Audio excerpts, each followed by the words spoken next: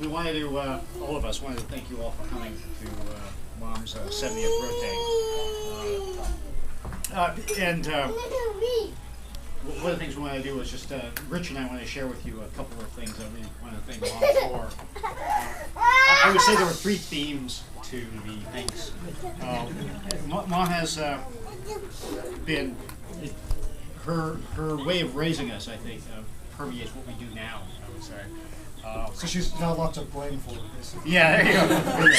So, I would say there are three themes. So the first is she's always worried about our health. Like, and I'll share some stories. Richard, I'll share some stories. So health was the first thing. And then 2, of course, was education. I think all my cousins here will resonate with that theme. And then thirdly, I would say is perseverance.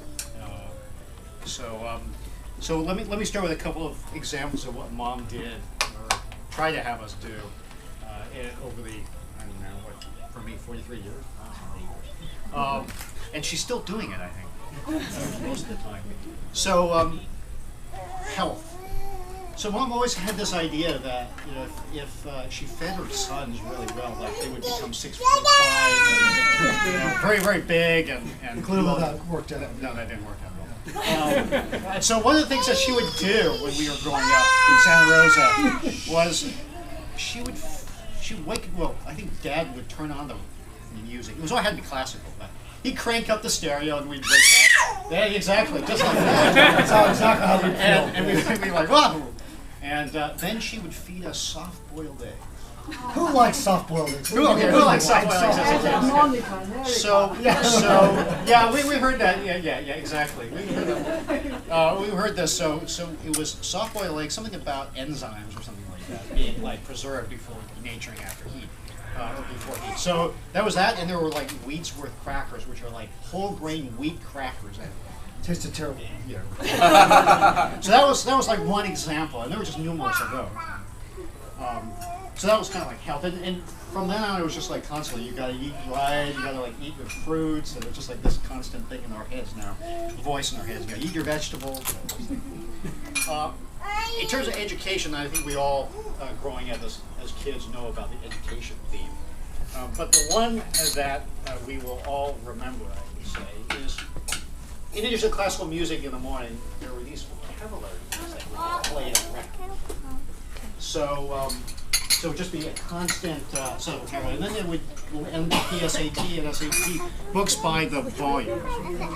And so we dutifully, I guess, did those or pretended to or didn't pretend to do those. I don't know. But I would say it did work to some level. And in terms of perseverance. Yeah, I think the only thing I would add to Will's comments is, I think, That's okay.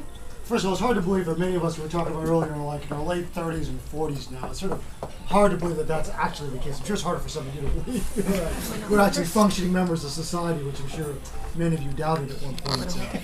I doubt it myself, actually, still. What I was going to say was, I think it only is now that we realize, not just for Mom, but for many of you, what it meant to be Chinese American in the 70s, going into the world of work and what was not always, an easy place to work at that time. And so I remember when Mom kind of went back to junior college, you sort of have 2 kids are running around. We're sort of familiar with that thing these days of crazy kids running around all the time. And going back to junior college, you get a degree in computer science, and then going to work at Hewlett Packard in a world where if you're a middle-aged Chinese lady, it's probably not the easiest thing in the world to work at Hewlett Packard when you're, I don't know, Mom, if you're 40 or 41 or when it was. And so I think, anyways, I think it's only now that I think William and I sort of recognize that and really appreciate what you did. So thank you. Good. That's a lot. Good. Yeah. Exactly. So we talk about these records, and I don't know if anyone knows them. I thought I'd bring them and give them back to Mom, since I don't think I'm going to be using them. So these are the records. These are now antiques. Okay, these are like 45, 50 years old. And maybe we can get them onto. Oh yes, the records. It even comes with a booklet, and so maybe we'll get them on YouTube. Here, a nice booklet. Anyway, so These are the actual vocabulary. so infamous vocabulary words. Right? So Mom, thank you very much. I'm gonna give it back to you because I don't really use these words actually. Thank you.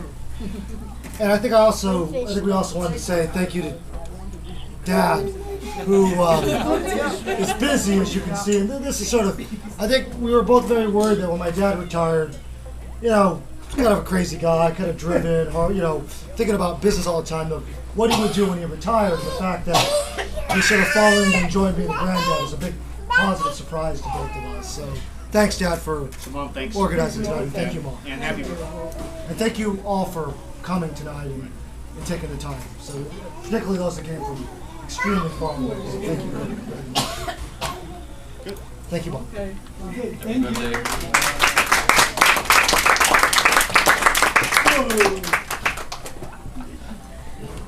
You want to say something, Stephen?